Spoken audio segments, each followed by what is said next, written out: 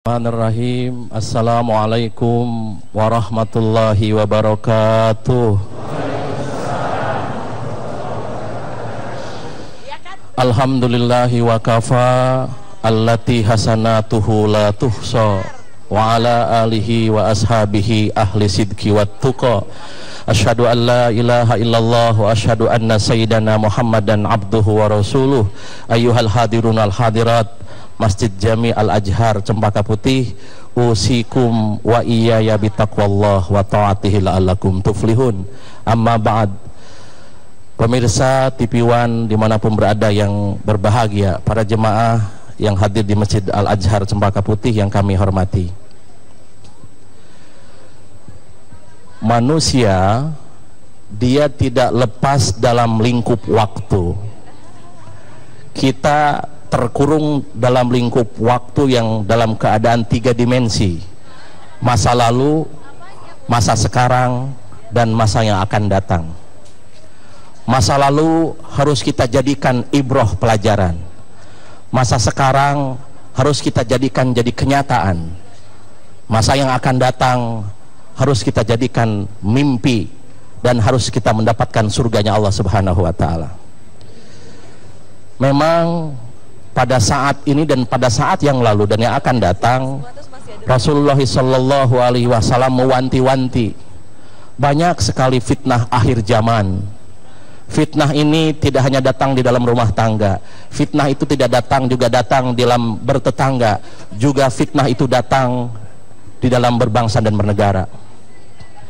Oleh karena itu, Rasul sangat cinta kepada umatnya supaya umatnya tidak gegana, supaya umatnya tidak gundah, gelisah, galau merana, karena terus didera oleh fitnah akhir zaman.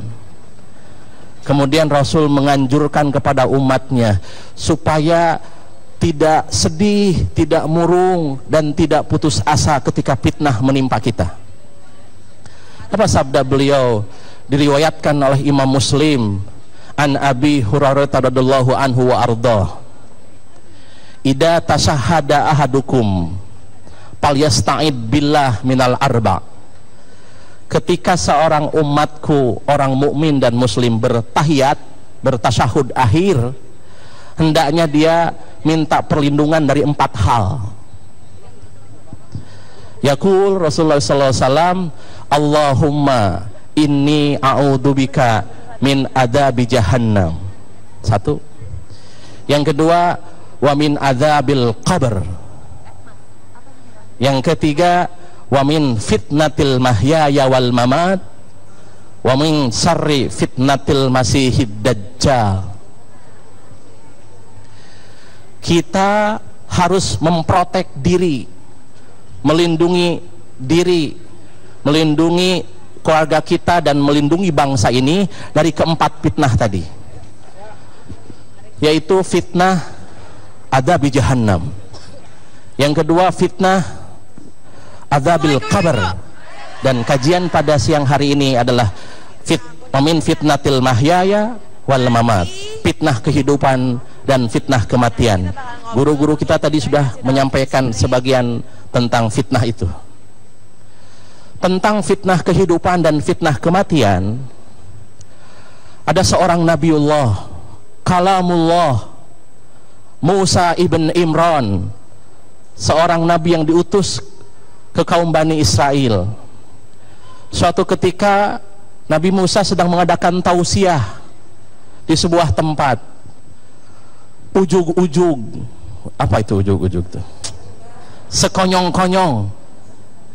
Ketika tausiah, datang seorang perempuan sedang hamil, datang ke dalam majlisnya Nabi Musa alaihi salam.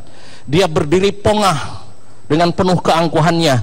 Jangan pernah dengerin tausiah Musa, dia itu tukang fitnah. Nih, hamil ini perbuatan dia.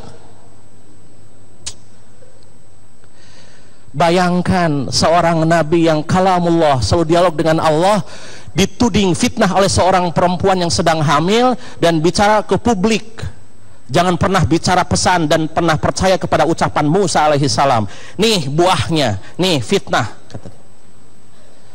Nabi Musa beristighfar, astagfirullahaladzim, Bayangkan fenomena ini sering terjadi di Indonesia. Ini fitnah kehidupan. Lantas mari kita lihat bagaimana sikap Nabi Musa menanggapi peristiwa ini. Nabi Musa tersungkur sujud ke hadapan Allah Subhanahu wa taala ketika didera masalah, wasta'inu bisabri wassalah. Nabi Musa sabar, dia tidak lantas berbicara di Twitter, tidak berbicara di WhatsApp, tidak bicara di medsos, tidak. Dia langsung laporan ke Allah Subhanahu wa taala. Kalau bicara di medsos tambah rame atuh. Dia menjerit kepada Allah, tersungkur di hadapan Allah Subhanahu wa taala. Dia bermunajat kepada Allah dengan salatnya dan kesabaran Nabi Musa alaihi salam. Ternyata dia tersungkur di hadapan Allah, Allah kontan jawab. Apa jawaban Allah terhadap doanya Nabi Musa dalam salatnya? Allah menyampaikan, Allah mengirim hidayah kepada perempuan tadi. Mengirim hidayah kepada perempuan tadi, kemudian perempuan itu menyatakan pernyataannya di luar area, dan dia bicara di publik. Dia bicara dengan sungguh-sungguh dan taat.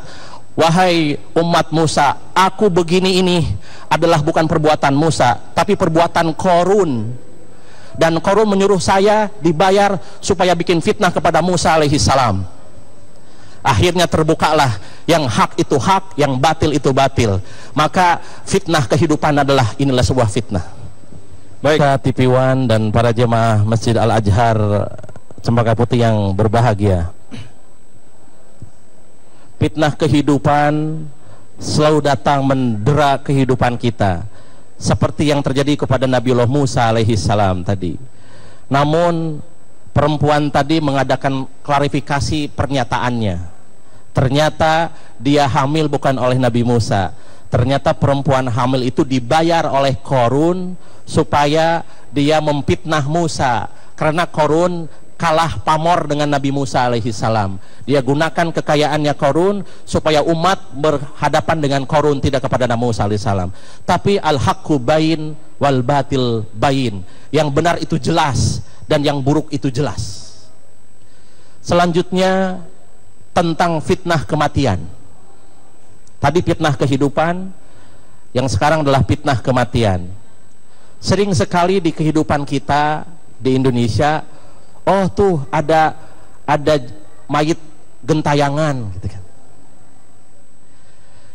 Itu tidak mungkin itu mayit, jenazah itu bangkit dari kuburnya, mustahil. Gentayangan itu adalah orang yang diserupakan oleh jin karena perbuatan orang itu, sehingga keluarganya jadi malu. Oh, gentayangan di jembatan Ancol gitu ya, itu teh fitnah dari jin buat keluarganya. Mungkin dia berbuat kotor ketika hidup, mungkin dia berbuat maksiat ketika hidup, maka jin menyerupai orang itu sehingga jadi fitnah bagi keluarganya, kan malu. Itulah disebut dengan fitnah kematian. Maka Rasul sudah mewanti-wanti, wahai umatku, supaya engkau tidak terus didera oleh fitnah kehidupan dan fitnah kematian. Silahkan menganjurkan doa ketika mau tasyahud akhir. Allahumma inni a'udzubika min adabi jahannam wa min adabil qabr wa min fitnatil mahyaya wal mamat wa min syarri fitnatil masihid dajjal. Baca setiap sholat, insya Allah akan terhindar dari fitnah itu. Allah berfirman dalam sebuah ayatnya, surat Ali Imran ayat 183, a'udzubillahi minasyaitonirrajim, bismillahirrahmanirrahim, kullu nafsin da'iqatul maut, setiap jiwa tentu akan merasakan kematian. Ibu ada pisau tergores tanginnya, sakit, itu teh da'iqoh namanya. Ibu ngantuk minum kopi atau jeruk fresh matanya, itu teh da'iqoh namanya, merasakan. Kemudian terpeleset dari tangga, jatuh karena pakai high heel ya, terpeleset gitu, dia sakit, eta teh da'iqoh namanya. Kematian juga sama, da'iqoh, kullu nafsin dha'iqatul maut, setiap jiwa yang menjadi warga NKRI pasti merasakan kematian itu. Cuman kita boleh memilih apakah mau yang lembut, apakah mau yang keras. Ada seorang ulama menyampaikan bahwa seorang mukmin yang soleh tukhadu sa'rah minal azina, dia bagaikan mengambil sehelai rambut di dalam tumpukan tepung, lembut sekali.